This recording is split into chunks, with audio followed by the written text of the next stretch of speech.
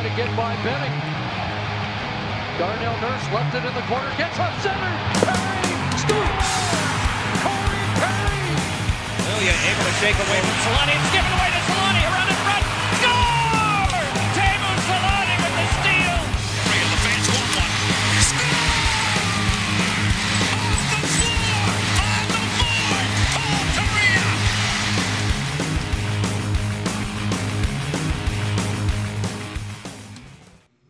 And we're back. Pat and Eddie running the show today as the Ducks fall to the Calgary Flames 2-1. And what was mostly a pretty competitive game for Anaheim, Eddie. It wasn't one that they just got outplayed in like we thought was going to happen or could have happened. Yeah, I mean, they've played pretty well against some really good teams over the last few games, right? I mean, Minnesota has been slumping a bit. That's why they made a trade and are looking to make more trades, but they're still a pretty good team. They're still, I guess you would consider, a borderline playoff team. And then the Washington Capitals are defending Stanley Cup champions and are looking like they're going to contend again to try and go back-to-back. And the Ducks kind of swept the floor with them.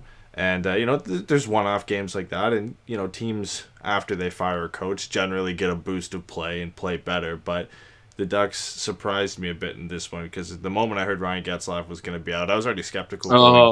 Right? Yeah. We were already skeptical going into this game, and then you hear Ryan Getzlaf's out, Rickard Rakell's back at center, and you get a little bit worried. But I'm pleasantly surprised with the way they played, and I think everybody in subscribing to Tank Nation is pretty happy with the outcome anyway. So, if we're even still part of Tank Nation now, man, I don't know. We'll have to get to that towards the end of the show as there's some news coming around the personnel in Anaheim for sure. But welcome back, Eddie. It's been a while since you've been on the show. Yeah, and I'm in like a dungeon right now. So for everybody, I think you have YouTube, stars on the ceiling in that room, don't you? There's something on the ceiling there. I don't know. I'm in the kids' room on the road, and it's there's no light in here, so I'm using my phone light to light it up. So. Resources, pulling through, getting everything together, making sure that you're available. We appreciate it, Eddie. It's without you, a lot of this doesn't work. So the fact that you're sitting in a child's room with stars on the ceiling and boxes everywhere on the road, and it's almost midnight where you're at. So that part I'm used to. Yeah, right. That's true. That's true. Yeah. Dave says, "Oh, I'm in a closet." Pretty much. Yeah. He looks like he's Harry Potter tonight. For those watching on YouTube, he's Harry Potter. He got put back in the dungeon under the stairs. So this game, you have Daniel Sprong scratched again with the trade deadline coming up. 3 straight games? I think it's 3 straight. Plus, he didn't really play much against Vancouver. Or Boston. I think it was Boston when he was scratched. I'm trying to remember which one he was scratched on. Yeah. But he's scratched for 3.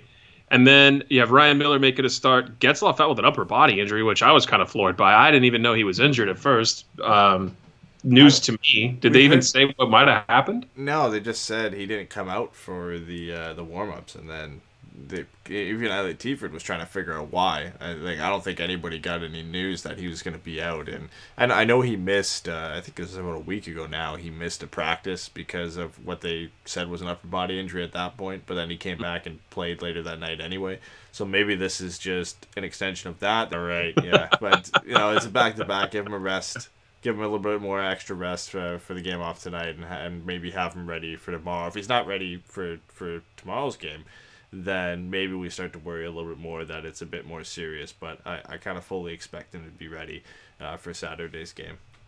And before we go any further, cheers to Jimmy, who I'm sure is watching or knows that he hates Coors Light, but I am drinking Coors Light tonight. Tonight's not a craft brew night, unfortunately, in my house, but you got to go with what you got, and I didn't want to go shopping, so I got these left at the house. A couple watch. Jones was so close a couple of times tonight and just couldn't bury the puck. Yeah, I mean, he's been close pretty much every game. I think there's been at least 1 or 2 times where we're like, oh yeah, he probably should have scored there, and then it didn't happen. He had the thread pass from Troy Terry in this game where he had a pretty good chance. I remember, I think it was probably his first game down. I don't exactly remember, but it was the shift is what it's being referred to now, where he had that great shift and then almost tucked one in short side. So he's had pretty much at least 1 or 2 chances each game.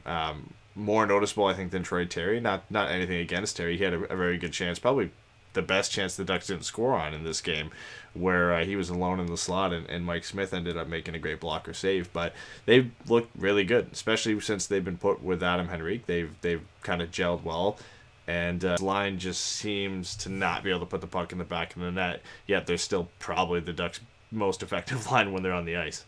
Thank God that that the defense has been shored up a bit, because without that, we go back to the same ridiculous scores against the Ducks or shots against, but they've really, really, really tightened up defensively. The goaltending's been good. And quite frankly, I know you're going to get into the game here because you saw a little bit more of it than I did. But quite frankly, man, I really feel that they feel like they got to break through at some point because the goaltending's been great. The defense has been much better. It's just that offense, just for whatever reason, hasn't clicked other than the Caps game, right? It just hasn't really spilled out of the ketchup bottle per se. No, it hasn't, and that was a kind of a one-off, which you feel. I mean, even in the Minnesota game where they scored 4 in that game, and it didn't really feel like it was a big offensive display from the Ducks, right? I mean, Washington kind of was the one-off that they've had in a while here, and it's been tough. I mean, the Ducks have had a lot of games like this one and like Boston where they either score 1 or they just can't get any at all, and that's been the trend all season, and we've seen it all year where the Ducks will rattle off a couple games in a row where they'll score 5 or 5 against Washington like they did, 4 against Minnesota, and we're like, oh, maybe they're starting to figure things out. And then you'll get a game like this where they played well and they had some quality chances, but they just can't put the puck in the back of the net. And we see that on too regular of an occasion. We saw it against Vancouver where they did end up winning that game, but they won 1-0, right? So it's an issue the Ducks have had all year. Well, let's get to the big plays in this game because there wasn't a whole lot of offense going either way, but it was really decided by 2 unfortunate plays by Megna. If I want to reveal the secret at the end of the show, but yeah, just 2 unfortunate plays by Megna really is what caused Anaheim's downfall here. On top of their lack of offense, it's hard to blame Megna when you only score 1 goal. No, yeah, exactly. I mean, really the first period there wasn't much that went on. I mean, the Ducks were up 2-0 and shot 5 minutes in, and usually it's the other way around. From what we've seen this season, the Ducks just not being able to generate chances at all. But it was kind of, I guess what you could say, the teams are feeling each other out a bit. I know it's cliche to say that, but it kind of felt like that early on where there wasn't much going on. We talked about Max Jones getting that chance in the first period and coming close to getting his first goal. He's due for one at this point, and then obviously the Smith save on Troy Terry. But Ryan Miller too. I mean, we got to talk about him, especially in this first period, making probably the best save I've seen all year from a Ducks goaltender, which is saying something. Pretty paddle. Which is saying something because John Gibson and Ryan Miller as well made some really good saves this year, but that was a great effort from Ryan Miller. It was one of those situations, when we've talked about this before, when a goalie makes a great glove save, but then you look at the shot and say, well, the shooter just put it right in his glove.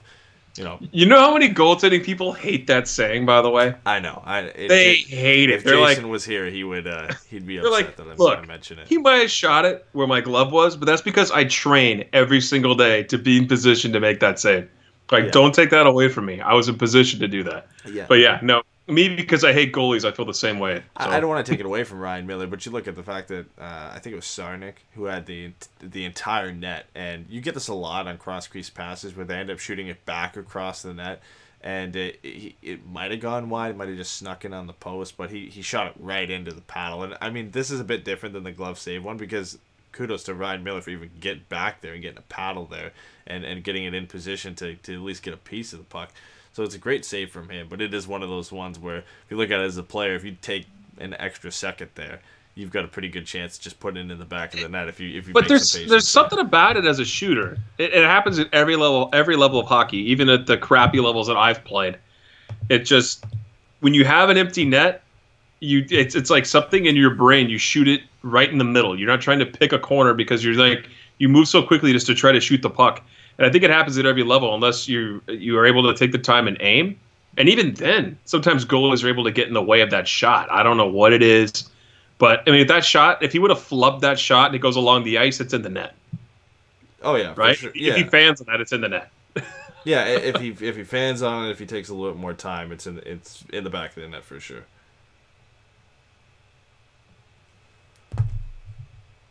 Jesus, I'm in like a dungeon here. Sorry about that.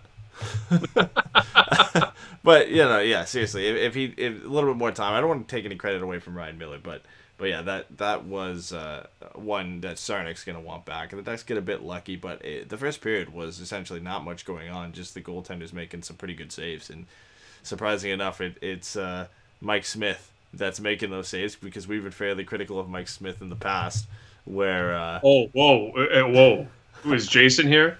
Because Jason loves that guy. I know. Loves that guy. You and me have been critical of Mike Smith in the past. But Jason is a big Mike Smith.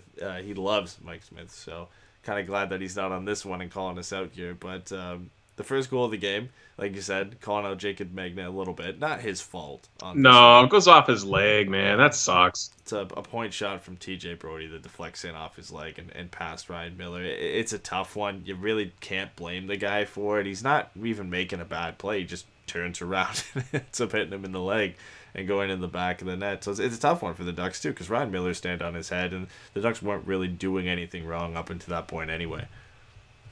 No, and it's just kind of an unfortunate play for Magna in front of the net. And I guess the only thing you could say as a goaltender, or let me play the part of Jason, is he would have had his defenseman, you don't block shots in front of me. You just get out of the way from these long point shots.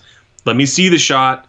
And, at that point, maybe he makes the save. But like you said, it was kind of like he turned around, it goes off his leg, and then it just kind of goes in the net. Not much you can do on that play. No, not much at all, really. And even the second goal, this is why I wish Jason was on the show, because Mike Smith does what Mike Smith normally does. He's wandering behind the net, and a great play from Carter Rowney to pressure him and dig it free.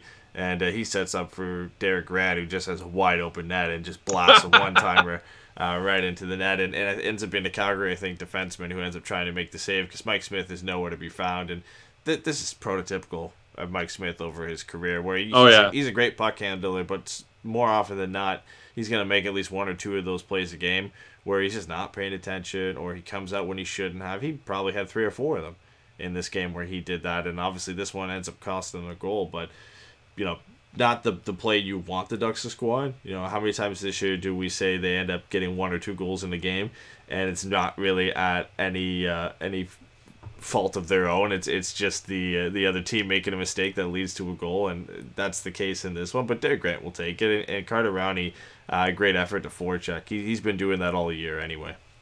And that's something we've seen a lot from Anaheim lately. I mean, not a lot has changed offensively, except for, you might want to point out the 9 goals they scored between the Caps and the Wild. But, I mean, you could say what you want about those 2 games. The goals are the goals, and we love them. But, I mean, those guys work so hard lately. They're in on the forecheck hard, and that line is great. I think Rowney goes in deep and tries to dig pucks out. Winning the puck battles is good, and it's really easy to pick out who's going to be behind the net, because it's always Mike Smith, whatever the puck's back then. He tries to go out and play on every dump-in. And it's like, if you pressure that guy enough, he's going to cough it up. So it was a great move there, I think, by Rowney to go in there and dig that puck out, because eventually, you do it enough times, Smith's going to cough it up. So good work on him. Yeah, I mean, right after that, too. Mike Smith is a guy, generally, that he doesn't get phased too often. He kind of feels like he knows he's going to make some mistakes like that. And those things, I think on any other goalie, if you make a mistake like that, sometimes it gets to you, right? But Mike Smith comes right back after this and makes one of his best saves of the game on Devon Shore. Wide open on the back post for a cross-crease pass. Probably would have been better if he was right-handed at that point. It would have been able to get more on the shot, so he just kind of has to shovel it onto the net. But great lateral move by Mike Smith to come across the crease to make that save. And then Ryan Miller, again, follows that up right after that, making 2 saves of his own. So this was a surprising goaltending duel. You think early back when John Gibson was healthy and Rittich was playing the way that he's been playing this year, you would have expected a goaltending duel between John Gibson and Rittich instead of Ryan Miller and Mike Smith, and what it turned out to be. And Miller's been great, man. Yeah. No problems with Miller at all. We got a lot to talk about with him at the end of the show. So I'm happy Miller's back. It's good to see him back in net. It probably means we're going to see Boyle tomorrow. Yeah, exactly. I would think so. I mean, Chad Johnson's still in the IR, John Gibson still in the IR, so Kevin Boyle's likely the guy that's going to go, and I'm not worried about that at all either. I mean, he's been, I don't want to say brilliant, he's been better than expected since coming up and playing, obviously, the 35 save shutout debut, and then even the next game after that, he played pretty good in his second start. And what are you going to do against Boston, man? Those are... Yeah. Those were tough goals. I think almost any goaltender would have been caught like that and given those up. That's a tough one for Boyle, that Boston game. Even Boston without Pasternak, you've still got to deal with Bergeron and Marchand and the rest of the guys that they have. So it was a tough one, and he played good. So I'm fully confident with him going into tomorrow's game against the Edmonton Oilers, who are going to be without Connor McDavid anyway. Or as Jason wrote on Twitter today and blew it up, the entire team was suspended. Yeah, no, percentage-wise, Connor McDavid's been a part of. I would say it's got to be 70%. Oh, I was gonna say it's got to be north of at least 30%, but I'd say 70 or 80%. He scores all the points. Pretty much. I mean, it's him and Draisaitl essentially that you see at least on every play, or if they score a couple goals, one of them is going to be involved in it. Going into the third, I guess really only two things of note. It was a lackluster third period. The Ducks put up a fight, but wasn't much going. The Flames are so good in the third period this year where even if they're not leading, they come in. I think they gave up the fewest goals of any team in the third period, and they're near the top when it comes to goals for. So they're just a team who closes out really well. But early on, Perry gets taken down on a breakaway. I don't know if you ended up going back and seeing this, I think he dove maybe a little when he got that little stick tap. Oh yeah, because it wasn't much for sure. But I mean, I don't know at this point. You know, he was pretty much on as clear a breakaway as you can get. Not the fastest guy, so he doesn't get caught from behind, but you get taken down, a dive or not, if it's getting called a penalty at that point, that probably should have been a penalty shot if they're going to call it a power play, or call it a penalty to give you a power play. Yeah, I mean, I guess, but I think they also factored in that it was Corey Perry, and they're like, well, we got to at least call something, but I don't really think that they were never going to give Perry a penalty shot. That's what I'm trying to say. Yeah, but this is the thing we've seen, not just this year, but last year and a few years now, where that play is so inconsistent game by game. What's going to be called a penalty shot and what's not. I've seen so many things that look very similar to that get called a penalty shot, and then some of them, like tonight, they don't get called a penalty shot. I've seen plays where a guy just seems side by side with a guy, gets slashed in the hands, that's a penalty shot. It's so subjective. I think it's one of the most subjective things you can call because there's going to be no review for it, right? And as a ref, I think more often than not, you'd rather just give the penalty rather than the penalty shot. Less dramatic. You're not putting yourself right up to the forefront of how the game's going to go. If you give the penalty, most people will agree with it that it was a penalty, and so you're not going to be in the headlines if this game ends because of that penalty. But if it ends because of a penalty shot, that's your decision, and then there'll be people on either side of the debate saying, "Oh, that should have been a penalty shot. That shouldn't." And I think refs just so what if the way you got rid of that? Just real quick, we could probably go down a rabbit hole with this one, but what if the way to get rid of that would be when there's a penalty called, no matter what the penalty is, if it's a 2-minute, the team that would get the power play normally gets to decide if it's a penalty shot or a power play. Oh, I don't think so. I think most teams would probably choose a penalty shot 9 times out of 10. Really? I would think so. Unless you're a team who has an elite power play and you have a better chance of scoring. But I think if you get to choose which guy you want on the penalty shot, or if it's a guy getting taken down, maybe it depends. But I don't think as a team you're going to be like let's say Carter Rowney gets taken down on a breakaway. Are you really going to demoralize Carter Rowney by saying, "Hey man, we don't really have any faith in you to make this penalty shot, so we're just gonna take the power play"? Or if it was Ricardo Rakell, you'd be like, "Oh, we'll give it to him because he's more likely than Carter Rowney to score on the penalty shot." I don't think that'd be an option. It should be the ref's decision. Honestly, I think the team should be able to decide. You want to add scoring to the league? Let the teams pick penalty shot every time. Yeah, or maybe no. Maybe they won't score. Maybe the goalies are just so good. We'll never know. I think most teams will take penalty shot every time, especially if they get to pick whoever they want to take the penalty shot, right? So. But as for the last thing that happened in the third period, it obviously ends up being the game-winning goal for the Calgary Flames. And I wrote in here bad pinch by Brandon Montour. But I don't know if it was a bad pinch. Like, he makes a move to get around a guy, he gets a clean zone entry, and just kind of mishandles the puck and loses it, and gets unlucky that it lands right to a Flames player who makes a stretch pass up for a 2-on-1. I mean, it's not maybe the smartest decision, but I don't think it was a bad pinch because he does get a zone entry off. No, but the bad play was the play prior to that where Del Zotto just lets the Flame, I forgot what player, just walk in alone on Miller and Miller's force to make a really good save. And then the play goes back the other way, and the Ducks turn it over, and then it's a 2-on-1, and that's where the other goal goes in. But what is Mahoney supposed to do? He stops the pass. Yeah. He played the 2-on-1, stopped the pass. It's just really unfortunate. It goes off his skate and goes back to a Flames player who's able to score the goal. I mean, what are you going to do at that point? It's a bummer that it was him both times, right? Yeah, and it's one of those games where, you know, he'll be on the negative side when you look at these two goals, and there will be some people who say, you know, why is he in the lineup over who, you know, Josh Mahoney is down in the minors or whoever, Andy Belinsky's been scratched, you know, throw any name that you could put in there at this point, Jakob Larson, right? So, but this is one of those games where I don't think they were really his mistakes, because, you know, it going in off your foot, there's not much you can do about that, and he really didn't do anything wrong to lead to the 2-on-1 in the first place. It was Del Zotto and Montour who were making a couple mistakes here that leads to him just getting put in that position where he has to defend the 2-on-1, and like you said, he actually does end up deflecting the pass. It's just unfortunate it goes right to Mangiapane, who that's how you say his name? That's why I said Flames player. See, I'm going off the broadcast. I had no idea how to say it either. I looked at that and I was like, Flames player scores the second goal. I'm just going off what Ollers and Haywood were saying, so I would assume they know what they're talking about. Well, you're more likely to be French than me because you're from Canada, so I'm sure that's how you pronounce it correctly. Yeah, we'll go with that. But yeah, he just has as easy as goal as it gets at that point too. Because Miller's even confused with it too. Miller thinks the pass is going to go across, and he's making a move to that side, and then right. Flames player is just able to throw it right into the empty net. But unfortunately, Ducks lose 2-1. I mean, I guess I say unfortunately, but if you're wanting to tank and lose for Hughes, then this is probably a win for you, because not only did you get to watch an exciting game, right? You get to, you know, it was a better game than losing 4-0. You get to watch an exciting game. Ducks still lose in regulation, so they don't pick up points. And if you're wanting to finish with the top 5 pick, this was probably the best outcome you could get, an exciting game where the Ducks still lose and don't pick up any points. I mean, it was a fun game. I'm torn, man. I hate watching the Ducks lose. It sucks. It really does. It sucks to know that I was going to come, like, during that losing stretch when it just wouldn't end. It got to a point where it was silly.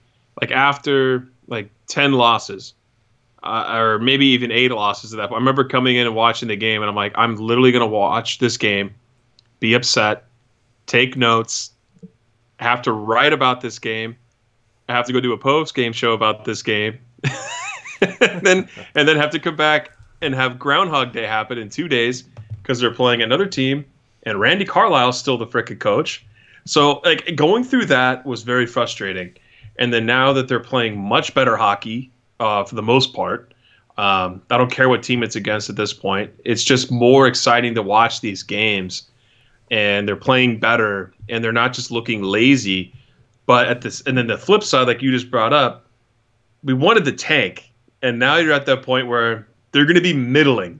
Yeah, they're not quite going to get to the bottom of the standings to guarantee themselves a top 5 pick, but they're not going to be good enough to go to the playoffs and do damage. If they get to the playoffs, that might literally be the worst thing for this franchise. Oh, yeah. Besides the fact that they decide Jakob Silfverberg. See, the funny thing is you get the Ducks were so bad, right, that I think for the first time in a while, everybody bought in to the direction that this team is going, and even just casual fans. And I guess I want to say that there's nothing wrong with being a casual fan as this team, but you get everybody, every section of Ducks fan bought into tanking and being bad, because they were losing, because they lost 19 of 21 games, because Randy Carlisle was still the coach. Then they fire Randy Carlisle. Bob Murray steps in. Circus continues, but a little bit of hope that the Ducks are just going to at least play somewhat better because Randy Carlisle is not there. Not because of anything that Bob Murray's doing, just because Randy Carlisle isn't there, and things could only go up from there. And the teams always get a boost when they fire the coach, just because the players get a little bit of a momentum boost, and things are just looking in a different direction, a new voice, whatever you want to call it. And then the Ducks win a couple of games pretty good against some very good teams, against Minnesota and Washington. And then you got a bunch of people who turn the ship and say, oh, they can make the playoffs. What if they make the playoffs? And they played well against Boston. And Boston's a good team. They've played well the last 4 or 5 games. They haven't really played that bad. But Now you got the fact that the Ducks have always been close to a playoff spot. Even when they were last in the Western Conference, they were still only, I think, 6 or 7 points out of the playoffs. But nobody was talking about it. But now you win a couple games against some good teams. You move up the standings because how close it is in the bottom. You move 2 spots up in the Pacific Division because of Edmonton and LA losing games. And now you're, I think, leading into this game, they're like 4 or 5 points out of a playoff spot. Let's see. Now people start. I think there's 7 points now, but you had 4 or 5 before tonight out of a playoff spot, and you got people looking at that now and paying more attention to it because the Ducks are playing well and Randy Carlisle's not there. And now you get people jumping ship saying, "Oh, what if we just make the playoffs?" And then the people you've got people who want to make the playoffs, and you've got people who want to tank. Okay, so let's get into this right now. Since we're in the post game, right? We're in the after show. Yeah. We could talk about this part here. So let me explain to everybody my position. I got in a very nice debate with a couple of Ducks fans the other day on Twitter about this, and the way I feel about this is, it's not that I enjoy watching the team lose. It's not that I want the Ducks to trade Jakob Silfverberg because I don't like Jakob Silfverberg. It's the Ducks have been really good for the past better part of a decade. They've been really good, winning division banners. And I get we trash other teams for celebrating that. But look, it takes a lot to grind through an 82-game season to get that. The teams have had great success. 2 Western Conference finals, right? I mean, they've gotten to the point where they couldn't get over the hump and get to the Stanley Cup, but they played well. Now you're starting to see decline set in their top players. And by finishing so high all the time, they don't get good picks to replenish with elite level talent. Every once in a while, though, I'll speed this up. I won't talk forever. Sorry, but they get an Andre Kasha late in the round, right? Yeah. And then now they got guys like Maxime Comtois and Troy Terry and Max Jones, who are fine players. They're good players, and I'm excited to see what they can bring to the squad. But I just don't feel, and I hope I'm wrong, but I don't feel like they are that next level talent you need to be on a wing to score 40 to 50 goals, right? Or a guy to get 60 assists. Yeah. You need to have those players to replace guys like Ryan Getzlaf and replace guys like Corey Perry. And I'm not trying to take anything away from those guys. I like these players that are coming up. But by middling, and what I mean by middling is getting into the playoffs and crapping the bed and getting swept or losing in the first round or losing in the second round. Or even finishing like decent throughout the rest of the season and getting 8th, 9th, 10th, 11th overall pick.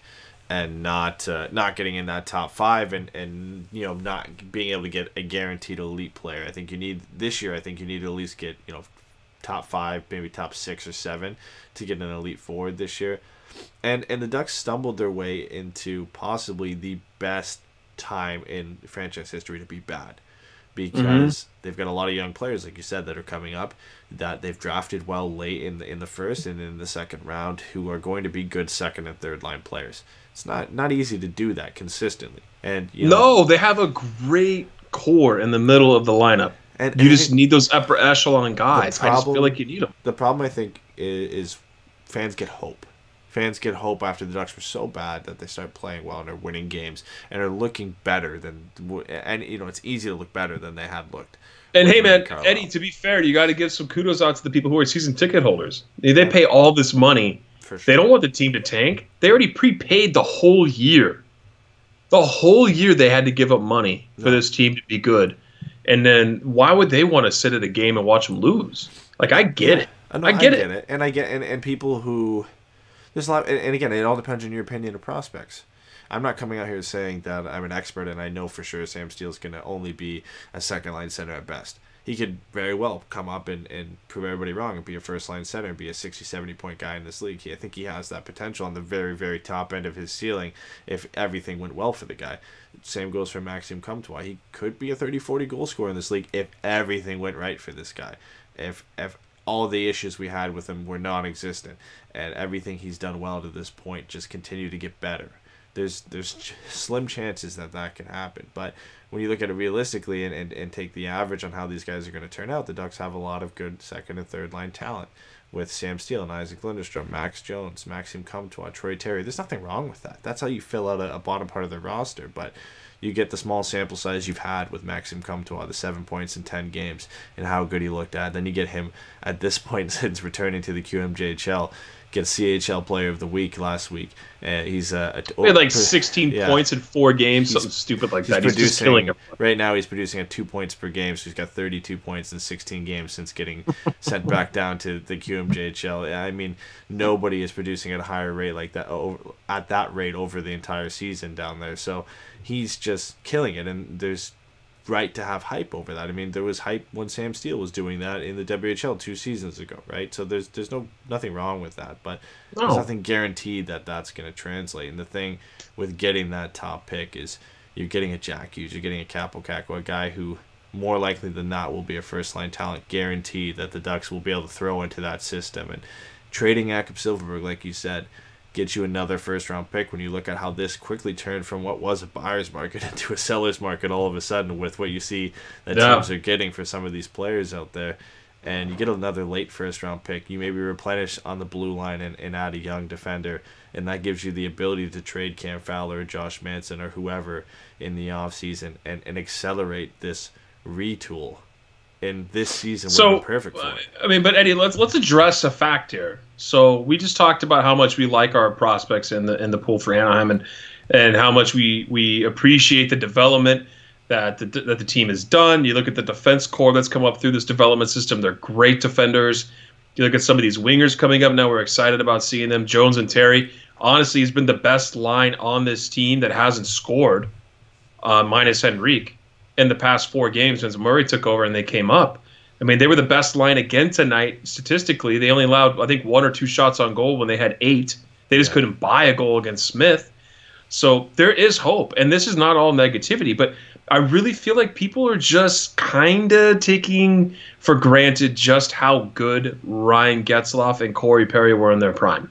Yeah. You don't just get these guys that are just going to be putting up 90, 100 points, winning you a Hart Trophy, carrying you in the playoffs in the second round against the Edmonton Oilers. You don't win without those guys. You just don't. You look at the teams who have won the Cup recently. You look at the Pittsburgh Penguins having a Sidney Crosby and Evgeny Malkin and having a Chris Letang on defense. You look at the LA Kings having Anze Kopitar and having how much would Ryan Getzlaf be talked about if he played in Canada?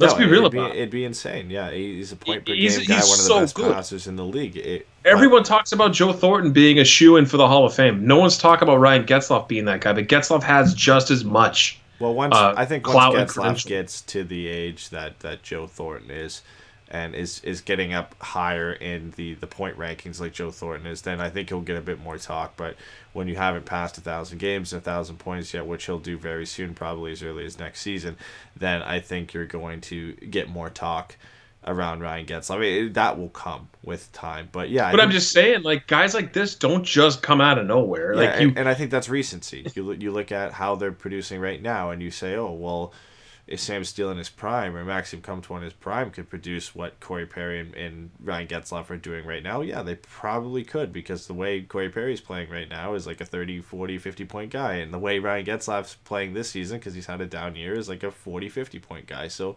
for sure, Sam Steele in his prime hopefully could be a 40, 50-point guy, and hopefully Maxime Comtois could be a 20, 30-goal guy, but you're looking at, like you said, an 80, 90-point guy of Getzlaf in his prime, and just a dominant center and a 40, 50 goal scorer on the wing at Corey Perry when he was playing at the highest level.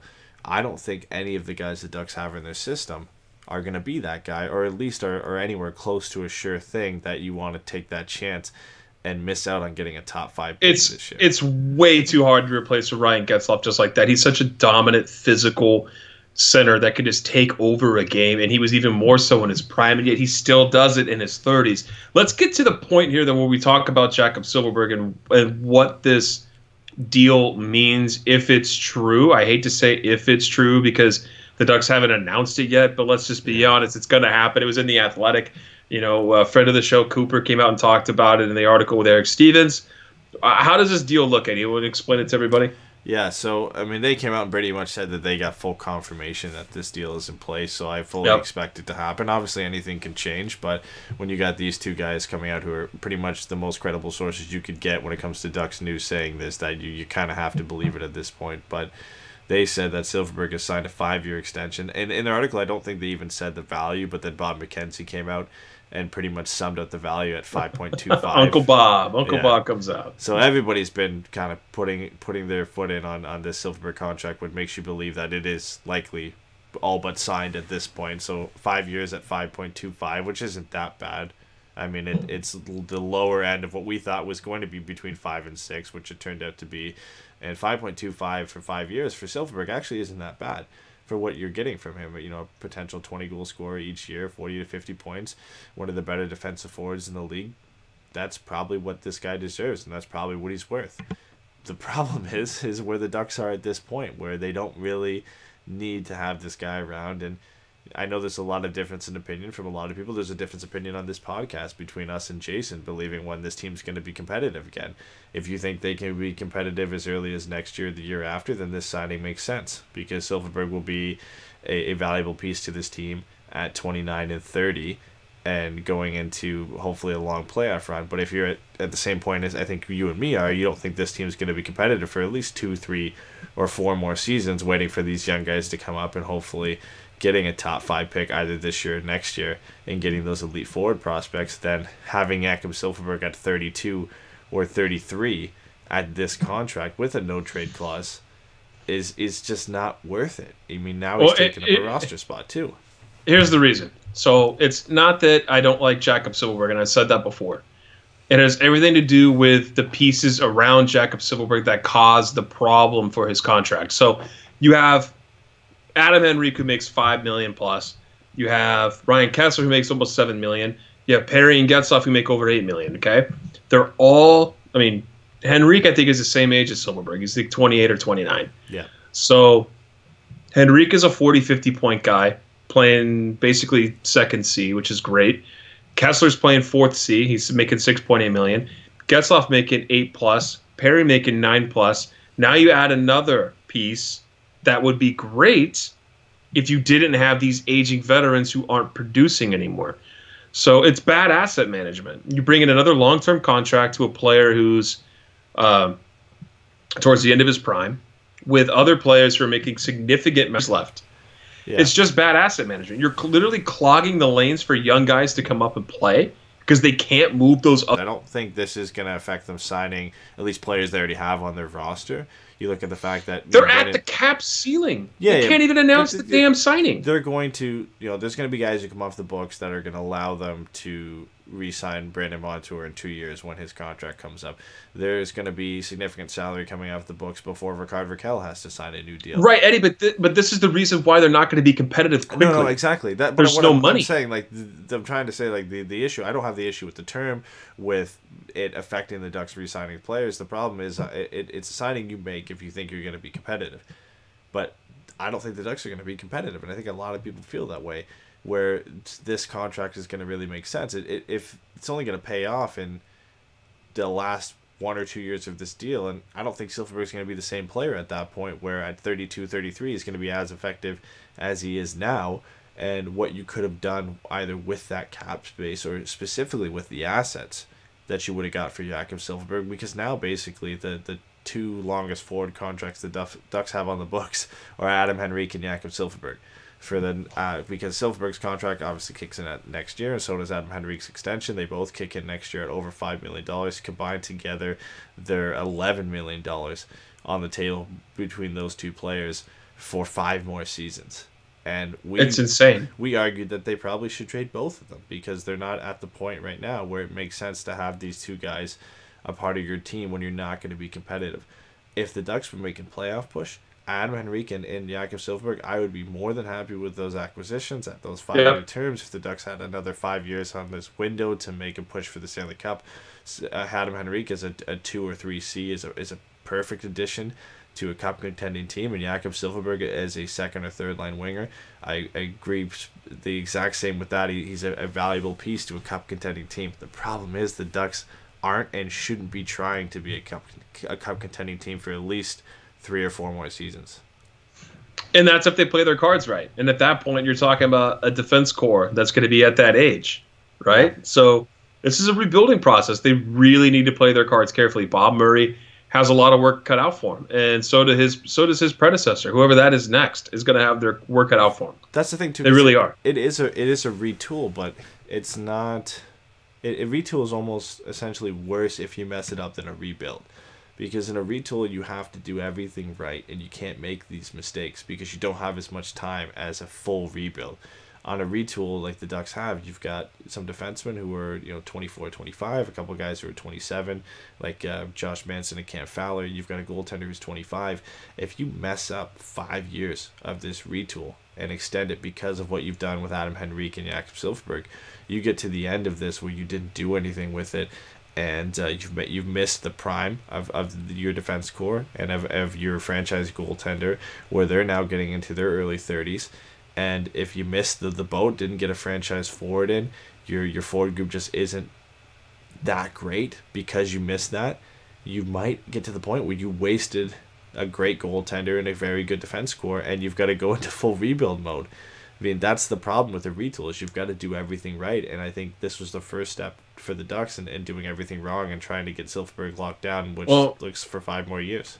Yeah, if they traded Adam Henrique and traded, which they still can on Monday, I get it. Yeah. To make room, and let's say they never signed Jakob Silfverberg to this contract and they trade him, you effectively move $10 million off this roster. You have other players falling off this roster at the end of the season. I can handle a Ryan Kessler 4th line position because he's effective there. Yeah.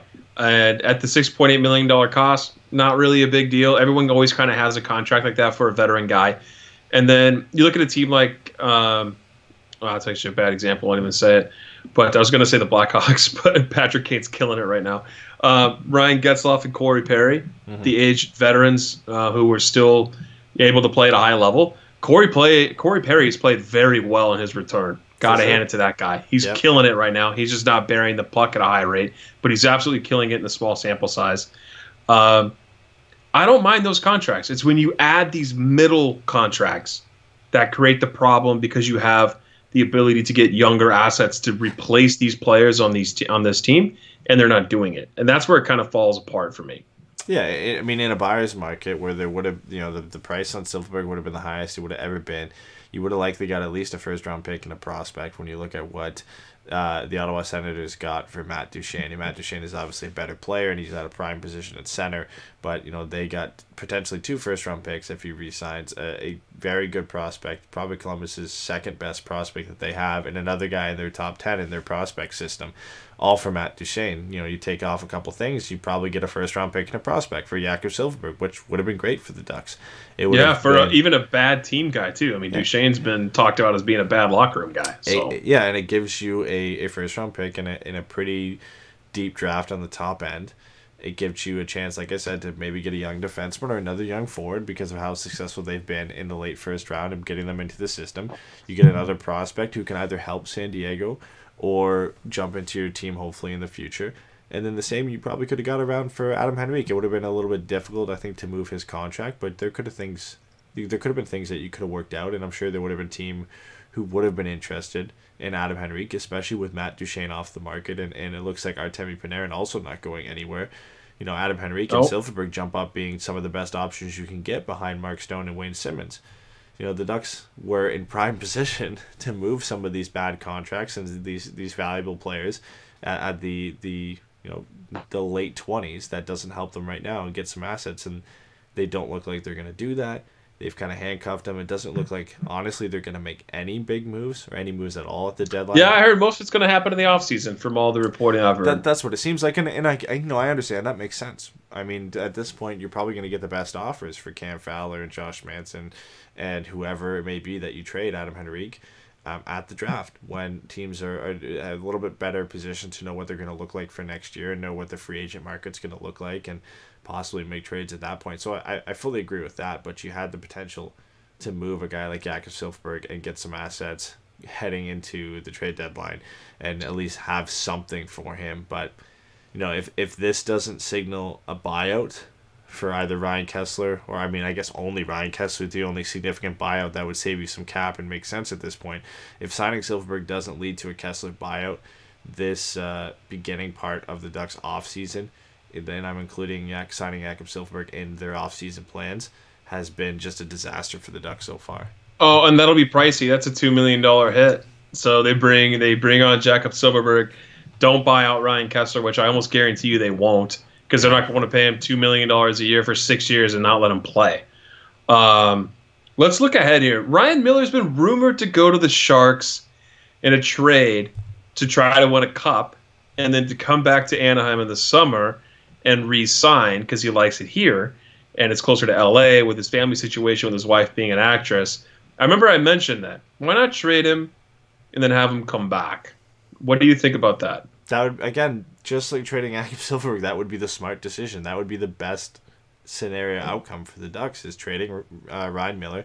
The proposed return would be like a third-round pick, which one might as well. I mean, he's a 38-year-old goaltender who's playing really well. This last game and the game before that are only helping his trade value at this point for a team who's in desperate need of a goaltender like the San Jose Sharks. And the only way you don't make that trade with San Jose is if you think that you're going to get in the playoffs and have to compete against them, right? And that would be the only reason I see the Ducks not moving Ryan Miller, because there will be not a ton of teams interested in him, but there will be enough, I think 2 or 3, maybe 4, who will be interested in bringing in Ryan Miller because their teams have been struggling in net. You know, maybe Carolina would be a team that would be interested in trying to make a playoff push. I could see Columbus, because I don't know how sold they are on Bobrovsky and Korpisalo, bringing in Ryan Miller as a potential backup behind Bobrovsky, and like we already mentioned, San Jose, because of how bad Martin Jones and Aaron he's been. I would think that would be the best option, but because I think it's the best option, I just think the Ducks don't do it. I wouldn't be surprised to see them go through the entire trade deadline and not make any significant moves, whether it be selling or bringing anybody in. Oh, don't say that. Me and Jason have to sit there for 3 hours and live stream on Monday, and I'm so glad I have to work. It's been every trade deadline that the Ducks just haven't done anything. And Z Vice brings up in her chat that the Sharks rumor was shot down by reputable sources. Yeah, we saw that, but just bringing up the idea of potentially Ryan Miller being moved, and San Jose does make sense as a destination that he would go to, but I don't know. I just can't see the Ducks doing anything at this point, because Silfverberg was the only tradable asset you had, and then with everything making sense at the draft more so than at the deadline, unless the Ducks get an offer they can't refuse, I could see them just making small little moves, like maybe moving on from Daniel Sprong because he's been scratched for 3 games, and the Ducks locking down Jakob Silfverberg leaves him really no space to be a Duck next year, and he still does have another year on his contract, so maybe you move him now and just get something for him, but it's not going to be a lot. I think they're going to trade Daniel Sprong for Pontus Aberg. I think that's going to be the trade. God. Man, whatever trade it is, whatever trade it ends up being, Daniel Sprong for whoever, you know it's going to be a 1-for-1 hockey trade for a guy who is either not performing as well with his team or is an AHL guy. That's the type of trade we're going to get, and I think that's going to be one of the trades we see on trade deadline, is Daniel Sprong getting moved out. Maybe Brian Gibbons, but I don't know that happened. But I just can't see, Adam Henrique or Josh Manson, Brandon Mount, or Cam Fowler getting traded, even though it seems like for the first time in a long time, Bob Murray, Bob Murray is even more open to moving one of those bigger guys. I think this is the most open he's been to moving one of those bigger names in a long time. I just don't see it happening at the deadline because of the better trade ideas or the better packages you'll get at the draft than compared to the deadline. Yeah, no, I agree with you on that, man. It'll be interesting to see what he does, but Bob's never been a dedeadline guy, like you said. He's always gotten the little addition here and there, but it's always been an off-season thing. In the sense that he makes a lot of trades at the deadlines. I think him and or the Duck in a while was Patrick Eaves and what was it? Wisniewski were the two big names, if you want to call them big names, that the Ducks picked up in a while, and they really don't go out and make the big moves. They just make a couple, 2, 3, 4 minor additions every trade deadline that don't really matter. AHL trades obviously count for that as well, which the Ducks always tend to make 2 or 3 of those at the trade deadline anyway. So if we see anything, I think we see that. I would love to see them make a couple big moves and really start to make some changes here, but I just can't see it happening. We'll have to see what that happens come Monday. Let's get to our questions from the fans. Co-host of the show, Jason, is the first one on Twitter. Go figure. Of course. Do you guys think Brian Hayward likes Mike Smith's style of goaltending? I'm assuming he's referring to something that happened during the show or during the game in broadcast. I don't remember anything. Do you remember anything about him commenting on his goaltending style? I don't know. Probably he was probably saying Mike Smith is just making stupid decisions behind the net.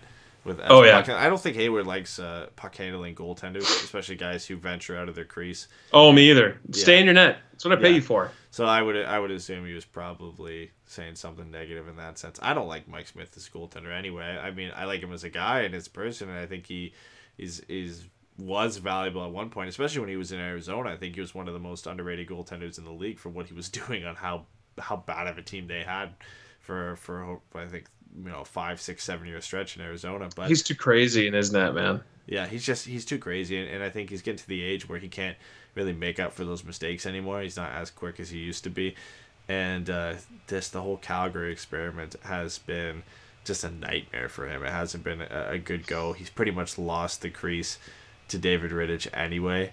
So he definitely has. Yeah, I'm not a huge Mike Smith guy. So Brett says the Ducks have played a pretty even game against the top team, meaning tonight against Calgary, without their top player in Getzlaf. Is Jason right about this team having talent, just needing to get past the Carlisle stage and getting motivated again? All these questions trying to prove Jason right. Is he just going on different accounts, trying to? He's got Brett's account. God damn, he's just trying to. This is where you and I will disagree, man, because I know that you don't think they're playing a different style. Is Jason right about them playing a different style?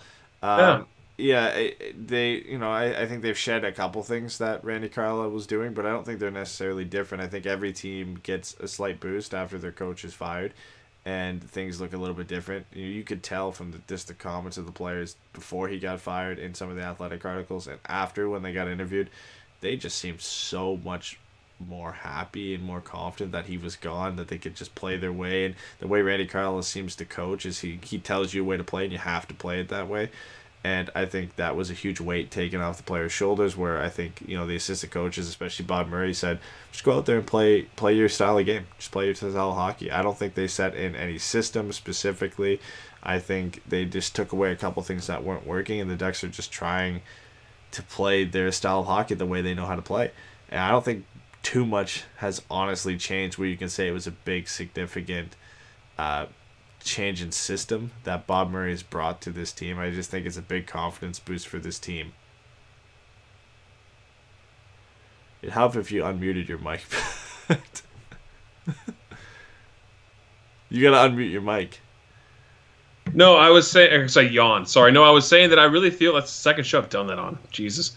No, I really feel that that the way that they're playing more defensively by guarding the house and not playing more of that one-on-one, they're playing more of a zone defense and collapsing in on the goaltenders.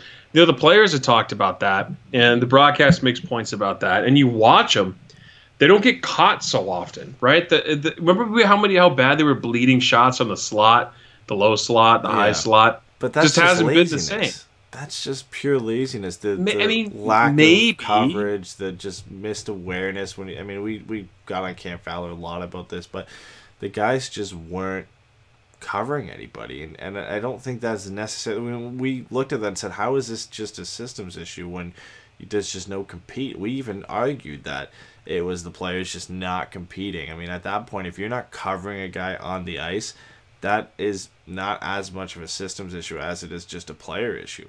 You're just missing assignments. You're just not paying attention to what's going on the ice. And I think moving Randy Carlisle out has just, like I said, taken a weight off a lot of these guys' shoulders. And they're playing hockey the way they played last year, the way they've been taught to play. As corny as it sounds, it's just they're not making those little stupid mistakes that really had nothing to do with the system that Randy Carlisle had in place. They were just fed up with losing at that point, and the confidence just wasn't there. The compete level wasn't there. As much as the players wanted to try and say they were competing at the same level, it was clear to see that they weren't. And I'm not going to say there has been no change whatsoever, But I'm not going to say that there's been a You significant got Lindy change. and Manson back together. That's a big deal. Yeah, but I'm not going to say there's a significant change in the system that the Ducks have been playing. I think you've just taken Randy Carlyle out. The assistant coaches, I don't think they've come in and all of a sudden established a complete new system that the Ducks have bought into. There's been some slight changes here or there, but I think it's more of a confidence thing than anything. I just think with Randy Carlyle not there, the players just feel like things can only get better. I mean, maybe. I still feel like they play a little better. I think they actually forecheck. Sure. If you want to relate that to just, having a weight off their shoulder, fine. But I think they're playing much better. The defensive side of things, I've noticed a big difference. For me, that's been the biggest difference on the team. Yeah, and no, you can definitely see it. You can definitely see things are getting better. But when I look at forechecking and I look at defensive coverage and just not missing assignments, that all kind of comes down to the fact that you're not losing anymore. You don't have this guy behind the bench. You got a little bit more confidence, and things are just starting to go your way. I mean, you look at the comments from these guys. Like I already said, they were just completely down in the dumps. They had no idea why they were losing. They couldn't get their head wrapped around the fact that the way they thought this season was going to go just wasn't happening. Nobody understood why they had lost 19 of their last 21 games. It was just complete disarray in the locker room, and something needed to change. They finally got rid of him. So Ed, Jason asks, do you finally see the difference, the system, or are you just not buying it? There's a difference in the way they're playing, but I don't think there's a new system in place. I'm not going to say that Bob Murray or Wilford or Morrison have come in and brought a new system to the table that the Ducks are playing. I think they've just stripped down what Randy Carlyle was doing and just told the players to go out and play and have a little more confidence and go out and maybe they've made a couple of adjustments here or there, and there's some slight signs of that, like you said. Just the increased forecheck, a little more pressure on the play, a little bit more organized in their own zone. But I don't want to come out here and say that Bob Murray has brought a new style to the Ducks and that's why they're winning. I just think they have a little bit more confidence and they're just relieved that Randy Carlyle isn't there anymore. And I know it's not normally the analysis I give, where I don't really like to give credit usually to just the confidence or compete level. I would love to say that they brought in a new system and that's why they're playing better. I just haven't seen it. I just haven't seen enough to say that it's a new system and not just the players happy that Randy Carlyle is gone and just a little bit more motivated to play better. All right, so Andrew Burla says, when will the Ducks make the play for the next generation franchise forward? And then he puts in parentheses, and no, we don't have that elite talent up and coming in the system. Yeah. So he agrees with us. Hopefully. So when do they make a play for that? How do you replace Ryan Getzlaf? You just said that's this year, or is it Lafreniere next year? You've got 3 seasons to try and make that play before you're getting to the point where they're not going to make a big enough impact with the core you have for the future for this team. You've got to win while John Gibson is 26, 27, 28, 29, 30. So you got a 5-year window there before, where you have a really solid chance of winning games. Same goes for the defensive core on this blue line. You look at Hampus Lindholm and Brandon Montour are the younger side, but then Cam Fowler and Josh Manson are a little bit older, and you've got to try and win before they get, to 32, 33, 34. So you bring in Jack Hughes this year, Alexis Lafreniere or Quentin Byfield next year, or whoever for the drafts after that. Not every guy can step into the NHL right away and be an elite player. So you got to give them at least a year or two to really become that elite player that is going to drive you to a Stanley Cup. So if the Ducks don't get it this year, let's say they get Alexis Lafreniere next year, give him 2 years to really establish himself in the game. That's 2 years older on the core that you have on this roster. If you wait another year after that to that draft, you have to wait 2 more years after you draft whoever in the top part of that draft to wait. And so let's get to Dave's question, because Dave has one that you're going to want to answer right here. It ties all in with Andrew's question. So Dave says, this one's for Eddie because he's the smartest. How dare you, Dave? He says, with the Senators embracing the tank more than anyone else, the Ducks playing better recently, and unless a miracle happens with the lottery balls, the Ducks are currently in position for 6th pick in the draft. Is there a draft-eligible player at 5, 6, or 7 that you would like to see the Ducks draft? Yeah, I mean, I think the top 6 or 7 this year are going to be very good players. For me, is Cousins. Yeah. That's who I would see the Ducks pick. It all depends what positional need is at this point, and there's a chance that some of these guys slip because at the top end of the draft, there's really not any elite defensemen this year. There's no Rasmus Dahlin, there's Cale Makar, there's no guys like that you could say are really worthy of being a top 3 pick at this point. So teams will draft the best guy available. But if you're sitting 4, 5, 6, 7, maybe if you really need a defenseman, you don't need a center, you don't need a winger. If you're, I don't want to say Colorado because they're going to get the first overall pick likely. But if you were let's say Colorado goes 4, 5, or 6 instead of going number 1, they could look at Bowen Byram or I'm trying to remember the other defenseman who's up there, or Philip Broberg or whoever, and go for a defenseman instead. Maybe draft him a little bit higher than he should get drafted than Dylan Cousins or Kirby Dach or Trevor Zegras drop down to 5 or 6 or 7 or wherever the Ducks get. So there's definitely some really good players. I think this year is the best year compared to last year for the Ducks to be bad because there's a lot of centers in the top end of this draft when you look at Jack Hughes and, like I said, Zegras and Dak and Cousins, guys that project to be top-line centers in this league. If I had to pick one, if Dylan Cousins is available at 6, you take Dylan Cousins at 6 over Kirby. Oh, he's already got size. He's 6'3". He doesn't have the weight on him yet, but he's a dominant force on the ice. He's really, really quick for a guy who's that big, and that's the advantage I think you take over a guy like Kirby Dach is, Dylan Cousins is an exceptional playmaker. I think Kirby Dach is probably a better playmaker than Cousins, but the goal scoring ability that Cousins has is better than Dach, and the speed that Cousins can generate is a lot better than Dach as well. And the same goes for Trevor Zegras. So, and the problem with Zegras is he's going to be going to the NCAA, and the development time for those guys is a little bit longer, and I think past the time the Ducks are willing to wait for to be competitive again. So if Cousins is available at 4, 5, or 6, which I doubt he will be, but if he is, you got to take him there. Yeah, I think he's going to be a good player in the NHL for sure. Another question here is, Dave says, what do you think is wrong with Rickard Rakell? Interesting. He hasn't been producing. In production sense? Yeah, he said that Corey Perry looks better than Rickard Rakell right now. He does. Yeah, he does. He does. Honestly, I couldn't pinpoint one thing for this year, and that would probably be pretty much it. I don't think a lot of guys have taken any significant steps forward this year, and Rickard Rakell has probably been one of the guys who's taken the biggest steps backwards, him and Cam Fowler. And better, I don't want to write it off as him just, this is the type of player he's always going to be. I mean, this is a guy who had back-to-back 30-goal seasons. So yeah, if you're allowed to have a down year, and the whole team had a down year, I feel like it's just a down year for Rickard Rakell. The whole team in general just can't score this year, and when you're a guy who is generally the leading goal scorer on this team, that's going to affect you no matter what. That's just going to be a problem. And we've already talked about how Rickard Rakell just isn't a guy who can generate offense on his own. He's not a play driver. He needs a guy who can drive play with him.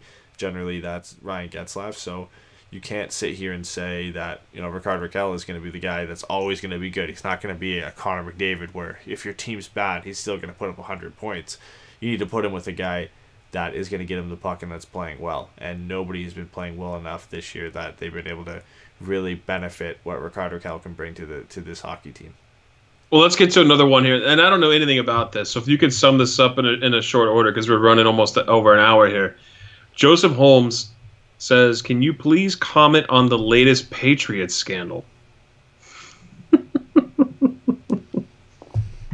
you know anything about the Patriots scandal? I think Robert Kraft, their owner, is involved in some prostitution. Sexual favor, something or other. Yeah, I don't know.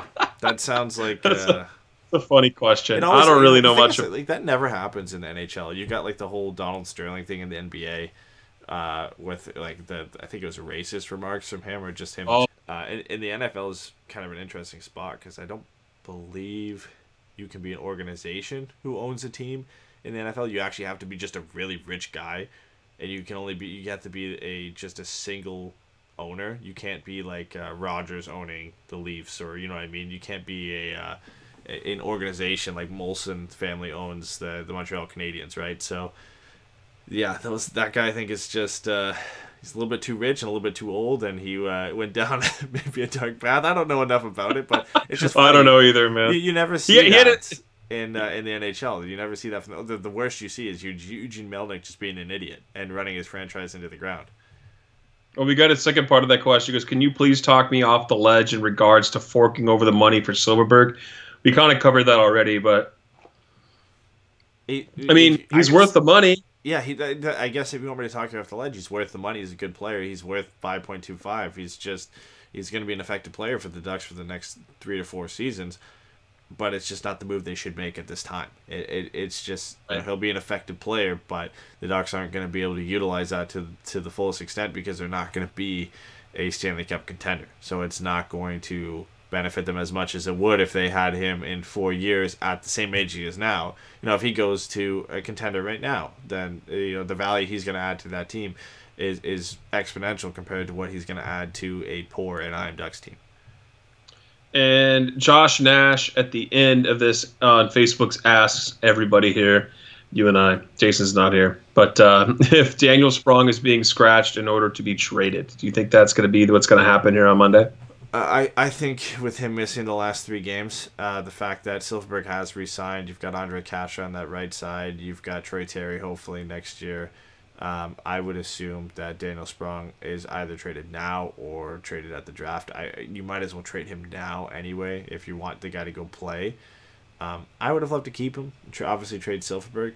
I know Daniel Sprong is a one-dimensional player. He's brought in for goal scoring. He's always going to be suspect in his own zone. But he's been one of the better players for the Ducks since he's been acquired and brought over to this team. So, unfortunately, it looks like he's on his way out. The fact when anytime you get healthy scratch for 3 games in a row, they can't really send him down. That doesn't point in the right direction. You look at what Marcus Pettersson's doing in Pittsburgh. He's becoming a reliable bottom pairing defenseman for them. And now you've got the Ducks in a tough spot where they're rolling out Del Zotto and Jacob Magnan. I never thought I would have said this, and I still think Daniel Sprong is the better player. But the Ducks could really use Marcus Pettersson right now. And when you look at the mistakes that Jacob Magnan has made, not just in this game, but just in general. No, just in general. Hasn't really worked out that well. And Del Zotto just hasn't been good. And Marcus Pettersson, even while he was here, he wasn't great, but he was reliable. And that's what he's been in Pittsburgh. He's been reliable. He's obviously benefited from playing in a lot better system and a lot better team offensively where he's been putting up more points. But right now, with Sprong not even playing, I would rather have Marcus Pettersson in this lineup over Daniel Sprong not being in the lineup. So it's tough, and I think he gets traded, and the Ducks end up bringing in another misfit, if you want to call it that, or an AHL guy, and it's not. That whole story is going to kind of flip on its head. Yeah, they're going to say that Pittsburgh won the deal when Sprong, when he was playing well, was actually on a really high pace for goals. But if they traded him, Pittsburgh did win the deal, right? So yeah. At the last question, then I goes to Tom on Instagram. He says, "What is the best realistic trade the Ducks could make before the deadline?" So this is after the news of Silfverberg coming out.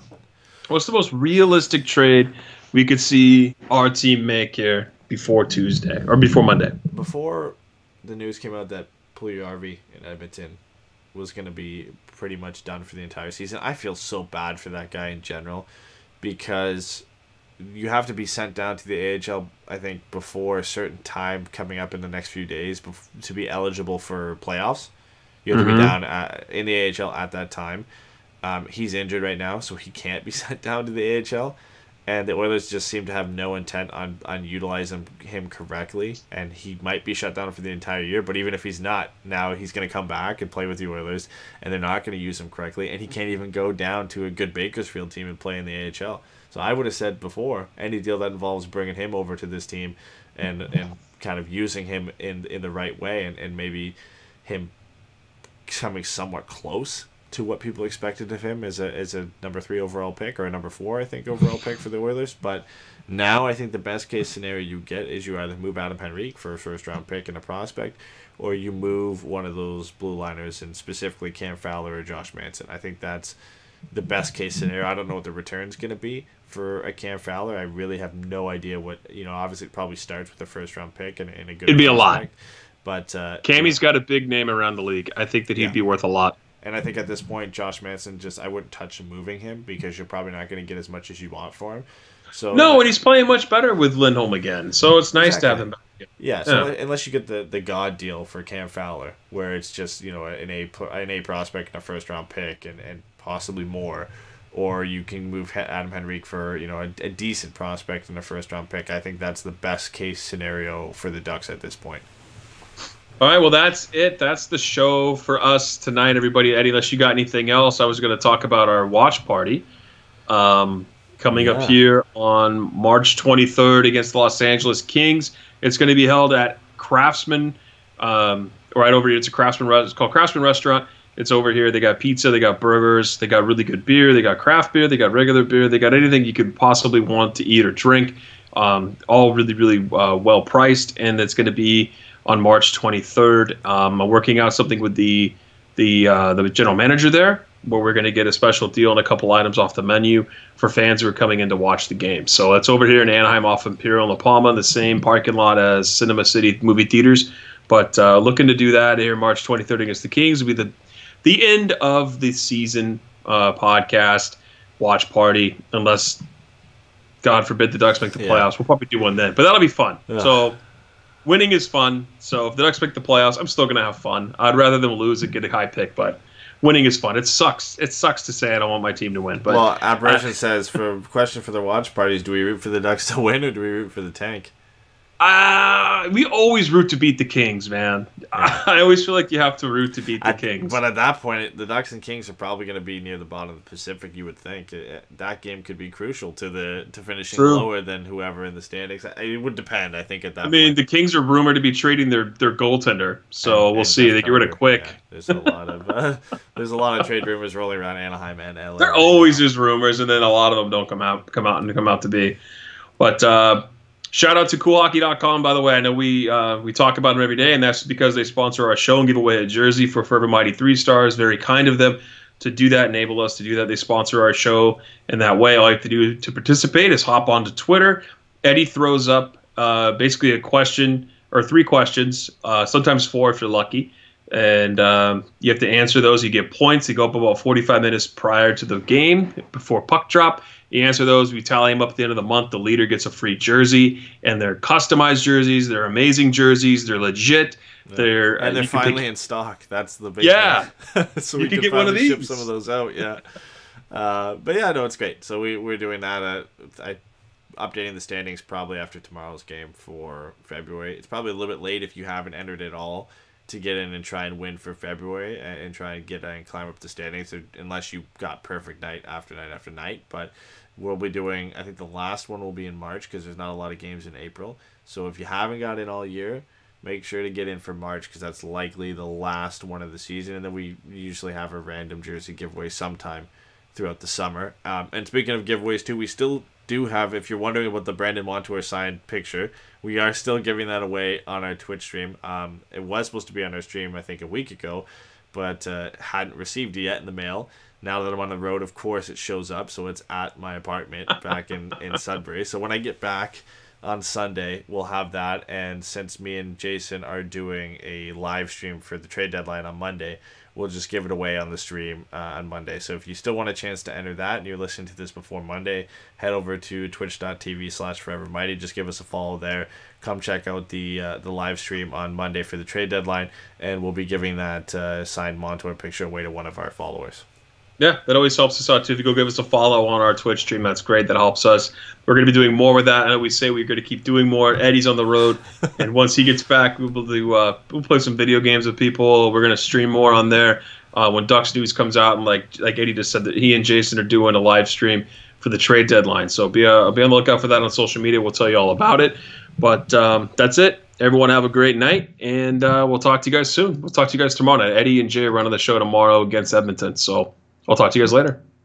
Thanks for ruining my show, by the way. That's it. I'm sorry you guys had to sit through that, but this is an obligation, contract obligation, they told me. So my kneecaps are sweating and I really got to go to the bathroom. So I'm going to have to let you guys go. Thank you.